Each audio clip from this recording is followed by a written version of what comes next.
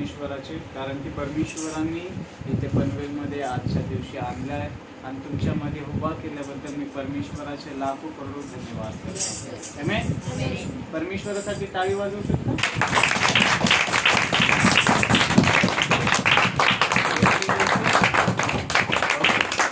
दुसरी, मी पास्टरांसाठी पण धन्यवाद करतो की पास्टरांनी आजचा हा रविवारचा मौका इथे प्रीच करण्यासाठी, बायबलमधून तुम्हाला शिकवण्यासाठी आजच्या दिवशी मला मौका दिलाय.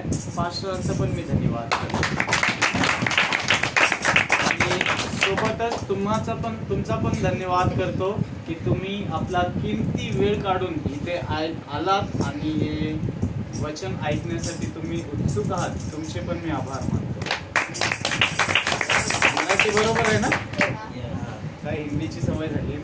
ओके, तर आज आपण शिकणार आहोत प्रेमच्या विषयमध्ये. ठीक आहे, तर यूहन्ना 13वा अध्यायातला 34 वचन वाचूया आपण. 34 आणि 35 हे घ्या ना व्हिडिओ मध्ये.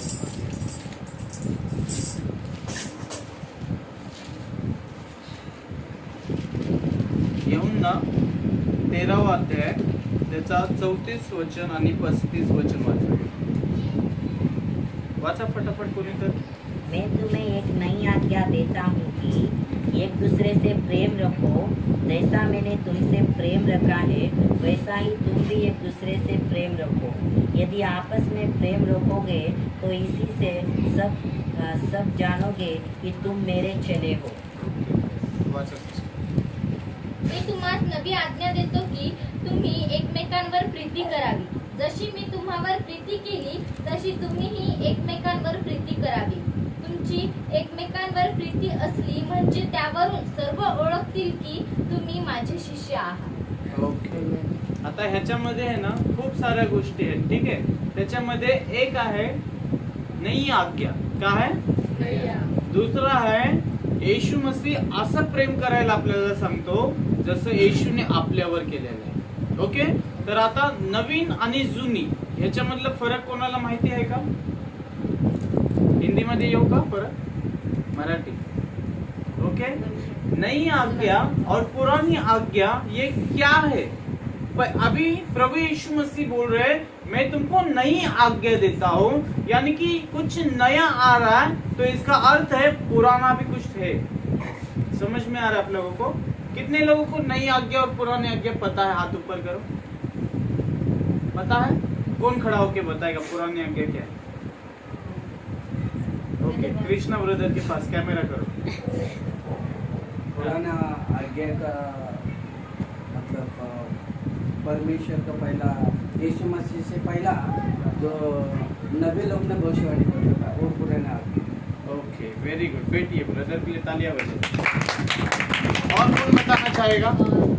सिस्टर के पास कैमरा करें. परमेश्वराने मोशेद्वारे दिलेले 20 आज्ञा त्या. Very good, hallelujah. ओके, अभी नई आज्ञा क्या है और पुरानी आज्ञा क्या है, इसके ऊपर थोड़ा सा डिस्कशन करके हम आगे बढ़ते हैं. ठीक है, जैसे कि सिस्टर ने कहा कि मूसा के द्वारा जो 20 नहीं 10 आज्ञा है. ठीक है, तो मूसा के जरिए जो आज्ञा आई है वो 10 आज्ञा है, वो कहलाती है पुरानी आज्ञा. और नई आज्ञा क्या है? यीशु मसीह ने पूरे सारांश जब निकाला ना, तो सारांश में से 2 आज्ञा निकल आई और यीशु मसीह ने वो नई आज्ञा घोषणा करके हमें 2 नई आज्ञा दी है. ठीक है, 10 आज्ञा जो पुराने करार में हम पढ़ते हैं तो वो इस प्रकार से है कि वो मूसा को परमेश्वर ने पहाड़ पर दी थी कि इजरायली लोगों को इस नियम के अनुसार, इस आज्ञा के अनुसार अपना जीवन व्यतीत करने के लिए लगा दो. क्यों पता है? क्योंकि पूर्व काल के लोग ना अपने हिसाब से कैसे भी चलते थे. कोई भी किसी के साथ में भी पाप कर देता था, कोई भी किसी की भी सहज हत्या कर देता था, कोई किसी से भी विवाह कर देता था, कोई किसी के साथ में भी कैसे भी व्यवहार कर देता था. पुराने करार में होता था ये. तो इसलिए परमेश्वर ने उनको 10 आज्ञा दी, और सिर्फ 10 आज्ञा नहीं, उसके साथ साथ कपिल ब्रदर और भी आज्ञाएं दी गई.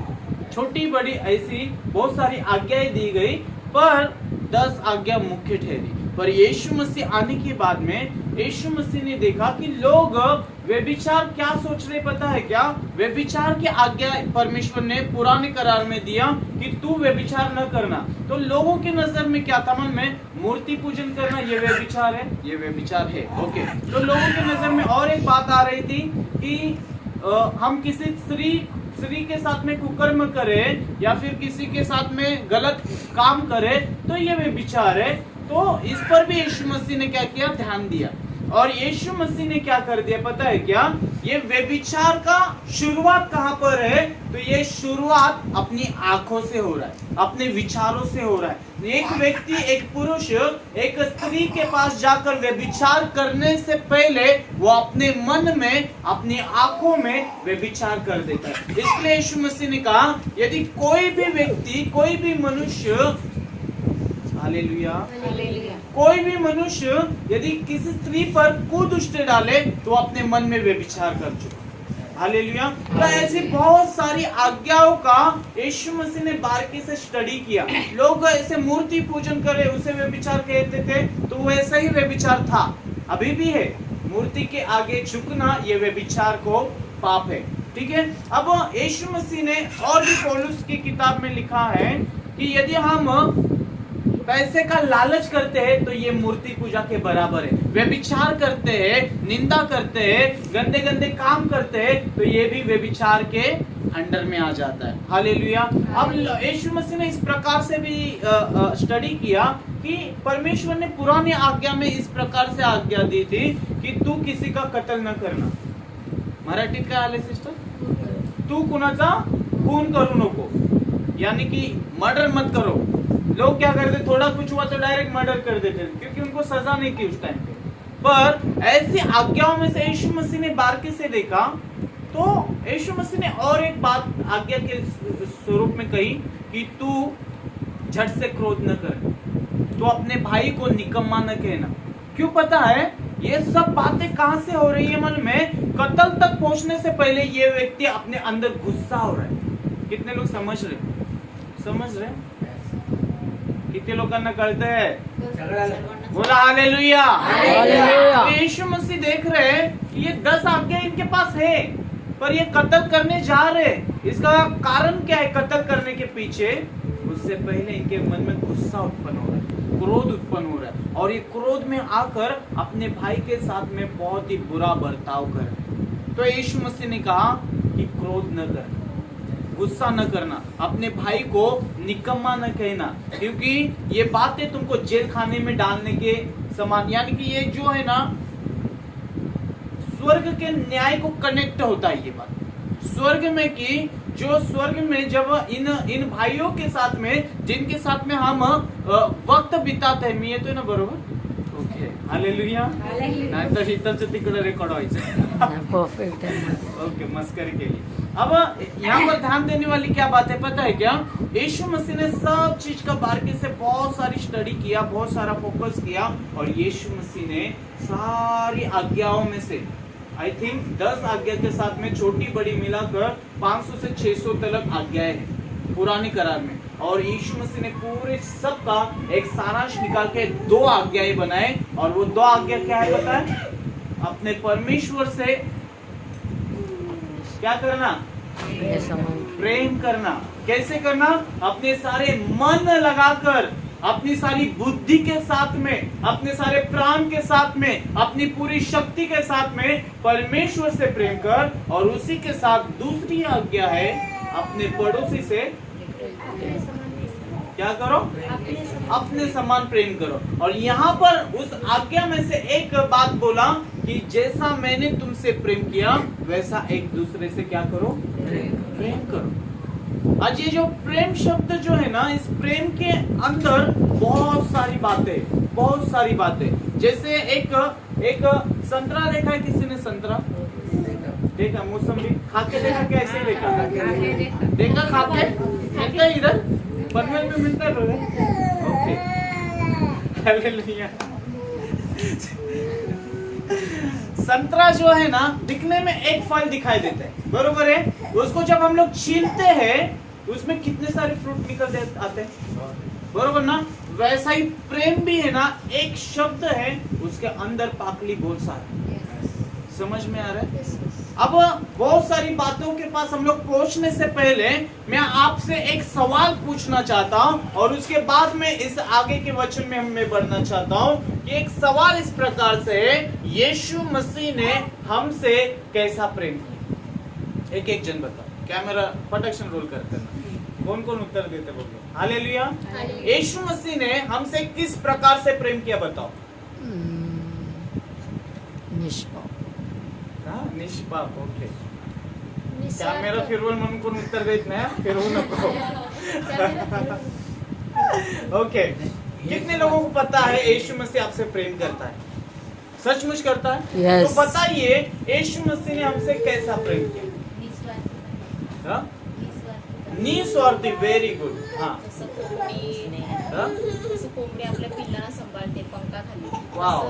तसं येशू मसीहने आभार दिलेला परमेश्वर ने अपने पंखों के तले लेकर हमसे प्रेम किया। Very good. परमेश्वर ने ऐसा प्रेम किया की त्याने आपल्या स्वतःला सूलीवर लटकवले। वाह, परमेश्वर अपने खुद को सूली पर लटकाकर अपने प्रेम को प्रकट किया। और कौन बताना चाहता है? हमारे लिए क्रूस पे चढ़ा, हमारे लिए घायल हुआ। घायल हुआ। वाह. आपल्याच आपल्या पापांसाठी त्यांनी स्वतःच आता येशू काय म्हणतो ऐका। हालेलुया. तुम्हाला माहित आहे की बाइबल मध्ये लिहिलेलं आहे, बाइबल में इस प्रकार से लिखा है ब्रदर्स लोगों, सुनो ध्यान से, कि जब हम पापी ही थे तब मसीह हमारे लिए मरा।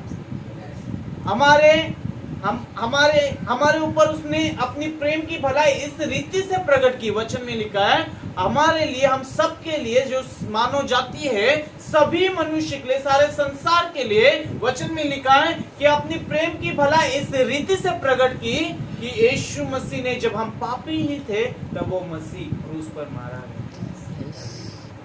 तो यीशु मसीह बोलता है मैंने ऐसा प्रेम किया, क्या तू कर सकता है? क्या तू कर सकता है?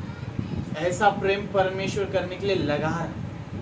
तुझे क्रूस पर नहीं लटकना है, तुझे ऐसे 39 कोड़े जो घायल होने के लिए जो मैंने तेरे प्रेम की खातिर किए, मैंने अपना लहू बहाया है, वैसा तुझे करने के लिए नहीं बोल रहा हूं। बस अपने भाई से अपने समान, अपने पड़ोसी से अपने समान, अपनी पत्नी से अपने समान, अपने बहनों से अपने समान प्रेम रख। हालेलुया। कितने लोग समझ पा रहे हो? अपना क्या होता है पता है? हम प्रेम क्यों नहीं कर पाते मालूम है क्या? क्योंकि हमारे मन में शैतान क्या करता है मालूम है क्या? कड़वाहट को उत्पन्न करता है, विरोध को उत्पन्न करता है, ऐसे बैर भरे वचन को उत्पन्न करता है, और इस ऐसी गंदी बातें शैतान हमारे बीच में डालते रहता है, और इस वजह से हम लोग पर एक दूसरे से प्रेम नहीं कर पाते। हम लोगों को क्या है पता है क्या? छोटी छोटी बातें बुरी लगने लगती है। माझ्या लग्नाला ना आला, मी का जाऊ त्याच्या लग्नाला? मी त्या दिवशी ब्रदर एवढं सगळं जेवण बनवलं, त्यांना बोलवलं, त्याने आले, मी त्यांच्या घरी का जाऊ? हम लोग वो छोटी छोटी बातें क्या लगती है? मी त्याला 100 रुपये मागितले, मला दिले ना, मी आज का देतो? बुरा लग जाता है हम लोगों को। मलाच प्रेज द लॉर्ड नाही केला, पप्पाला बरोबर करतात, मलाच नाही केलं। छोटी छोटी चीज क्या हो जाती है? क्या हो जाती है?